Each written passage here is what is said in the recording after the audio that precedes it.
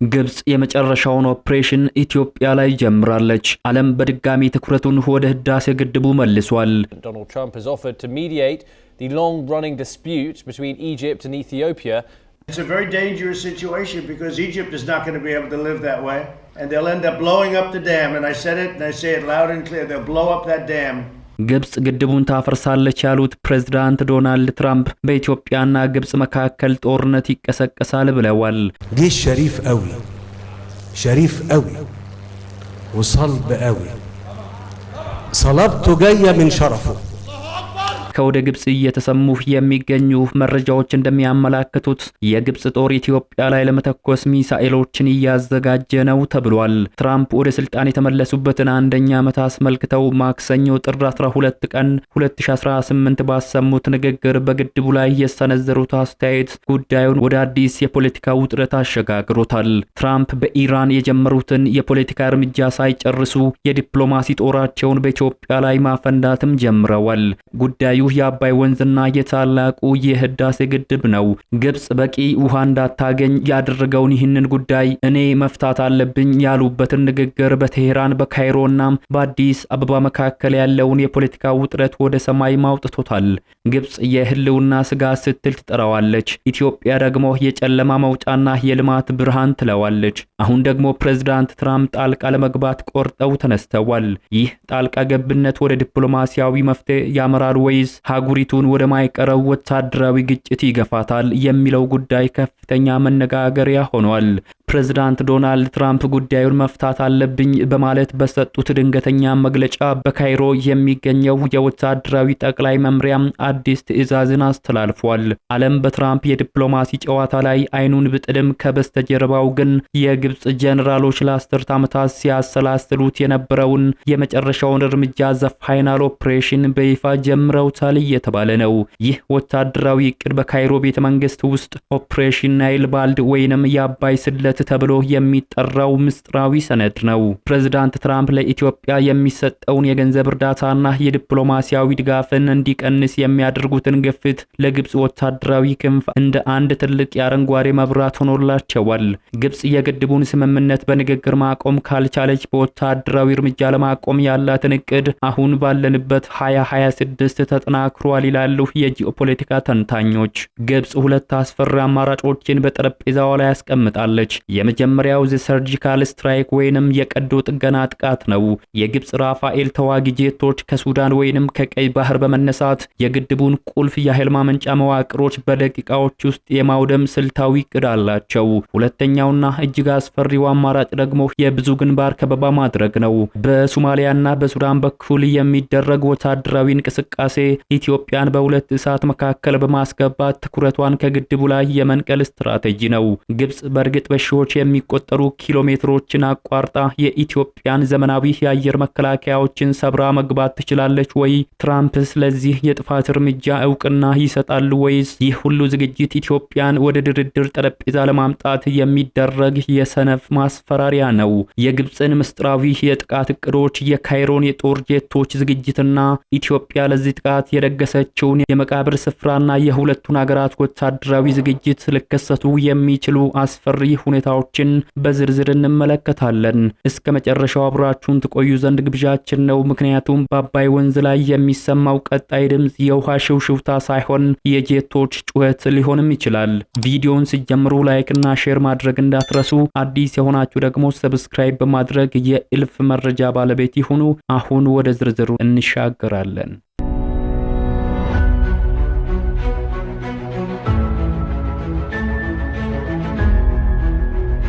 ፕሬዝዳንት ዶናልድ ትራምፕ በባህሪያቸው ዘ አርት ኦፍ ዘ ዲል ወይንም የስምምነት ነጥብ በሚለው መሪሃቸው ይታወቃሉ። ከዚህ ቀደም ግብጽ ግድቡን ልታፈነዳው ትችላለች በማለት አነጋጋሪ አስተያየት ሰጥተው እንደነበር አይዘነጋም። አሁን ደግሞ ወደ ስልጣን ሲመለሱ ጉዳዩን መፍታት አለብኝ ማለታቸው ለኢትዮጵያ ትልቅ ማስጠንቀቂያ፣ ለግብጽ ደግሞ አረንጓዴ መብራት መስሎ ታይቷል። ከቀናት በፊት በአባይ ጉዳይ ኢትዮጵያና ግብጽን ለማደራደር ጥያቄ ያቀረቡት የአሜሪካው ፕሬዝዳንት ዶናልድ ትራምፕ ኢትዮጵያ የናይል ወንዝ ፍሰትን የሚያስቆም ግድብን ሰርታለች ብለዋል። በዚህ ምክንያት ግብጽ ከናይል ወንዝ በቂ ውሃ እንደማታገኝ የተናገሩት ፕሬዝዳንቱ ይህንን ጉዳይ መፍታት ይኖርብኛል ሲሉ ተደምጠዋል። It's a very dangerous situation because Egypt is not going to be able to live that way. And they'll end up blowing up the dam. And I said it, and I say it loud and clear. They'll blow up that dam. ትራምፕ ይህንን የተናገሩት በድጋሚ ወደ ስልጣን የመጡበትን አንደኛ ዓመት በማስመልከት ትናንት ማክሰኞ ጥር 12 ቀን 2018 ዓመተ ምህረት ለጋዜጠኞች በሰጡት መግለጫ ላይ ነው።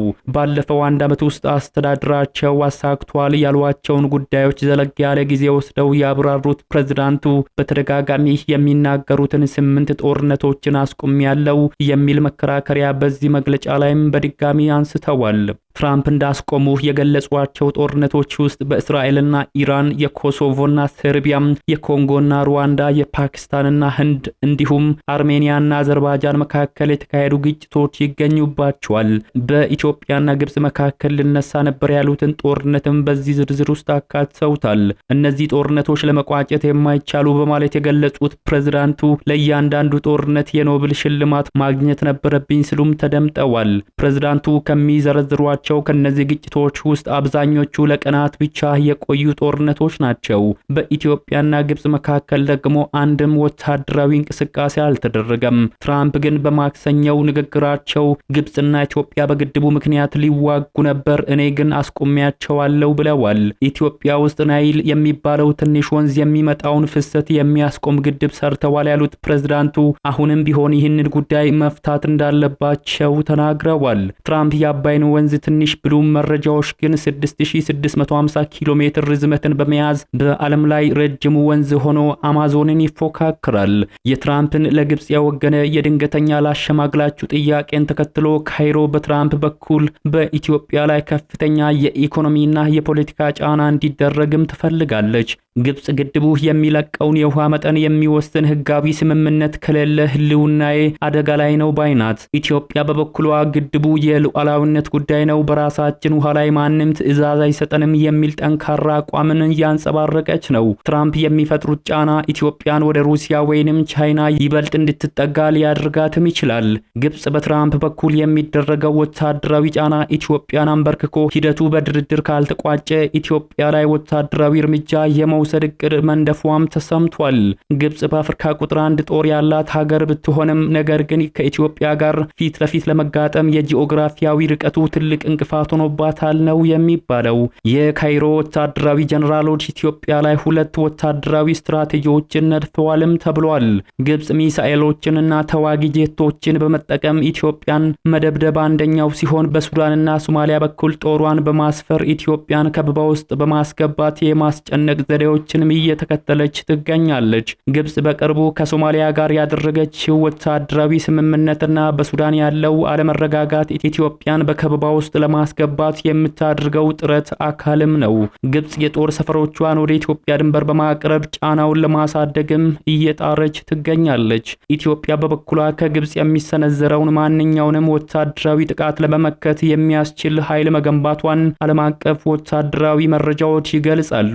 ላለፉት 10 ዓመታት ኢትዮጵያ የግድቡን ግንባታ ብቻ ሳይሆን የገነባቸው ግድቡን የሚጠብቁ ዘመን ያፈራቸው የአየር መከላከያ ስርዓቶችን ጭምር ነው። ኢትዮጵያ የግድቡን አካባቢ እጅግ ዘመናዊ በሆኑ የሩሲያ S-300 እና የቻይና የራዳር መከላከያ ስርዓቶችም ከባለች። ማንኛውንም የግብጽ አውሮፕላኖች ወደ ግድቡ ሳይቀርቡ የመምታት አቅምንም ፈጥራለች። የድሮን ቴክኖሎጂን በተመለከተ ኢትዮጵያ ትልቅ አቅም መፍጠር የቻለች ሲሆን ከቱርክና ከሌሎች ሀገራት የተገዙ ድሮኖችን የጠላትን እንቅስቃሴ በሩቅ ርቀት የመቆጣጠርና የማውደም ብቃትም አላቸው። ኢትዮጵያ አሁን ላይ ያላት ወታደራዊ አቅምና የግድቡ መገኛ በተራራማ ስፍራ መሆኑ የምድር ጦርነትን ለግብጽ እጅግ የማይታሰብና ከባድ አድርጓታል።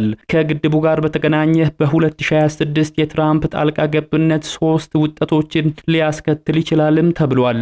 የመጀመሪያው ትራምፕ ሁለቱንም ሀገራት አስገድደው የውሃ ክፍፍል ስምምነት ላይ እንዲደርሱ ማድረግ ሲሆን ኢትዮጵያ ውሃውን ትለቃለች፣ ግብጽ ደግሞ በምላሹ የኢኮኖሚ ኢንቨስትመንት ታደርጋለች የሚል ነው። ይህ ግን በኢትዮጵያ በኩል በቀላሉ ወደ ስምምነት ይመጣል ተብሎ አይጠበቅም። ሁለተኛው ሁኔታ ደግሞ ፕሮክሲ ዋር ሲሆን ፊት ለፊት ከመጋጠም ይልቅ ግብጽ በኢትዮጵያ የውስጥ ጉዳይ ላይ ጣልቃ በመግባት ወይንም በጎረቤት ሀገራት በኩል አለመረጋጋት በመፍጠር ኢትዮጵያን ማስጨነቅ ነው። ሶስተኛው ሁኔታ ደግሞ በድንበር አካባቢ ትንንሽ ግጭቶችን በመፍጠር ኢትዮጵያን ወደ ሰፊ ጦርነት ማስገባት ነው። ይህ ደግሞ ለመላው ምስራቅ የምስራቅ አፍሪካ ጥፋት ይሆናል ይላሉ የፖለቲካ አዋቂዎች። ትራምፕ መፍታት አለብኝ ያሉበት ይህ ጉዳይ የሁለቱ ሀገራት ብቻ ሳይሆን የዓለም የኃይል ሚዛንን የሚነካ ጉዳይ ነው። ኢትዮጵያ ለልማቷ፣ ግብጽ ለህልውናዋ፣ ትራምፕ ደግሞ ለዝናቸው ይዋጋሉ። ውጤቱ ግን የሚወሰነው በሰከነ ዲፕሎማሲ ወይስ በጦር መሳሪያ ድምጽ? ያንን አብረን የምናየው ይሆናል። እናንተስ ምን ታስባላችሁ? ትራምፕ መፍትሄ ያመጣሉ ወይስ ውጥረቱን ያባብሱታል? ግብጽ በእርግጥ ጦርነት ትጀምራለች ወይስ ዲፕሎማሲው ያሸንፋል? ሐሳባችሁን በኮሜንት ላይ አጋሩን። ቪዲዮውን ከወደዳችሁት ላይክ አድርጉት። ስለ አባይና ስለ ቀጠናዊ ፖለቲካ ተጨማሪ መረጃዎች እንዲደርሳችሁ ሰብስክራይብ ማድረጋችሁን አትርሱ። በሚቀጥለው ቪዲዮ እስከምንገናኝ በያላችሁበት መልካሙን ሁሉ ተመኘን።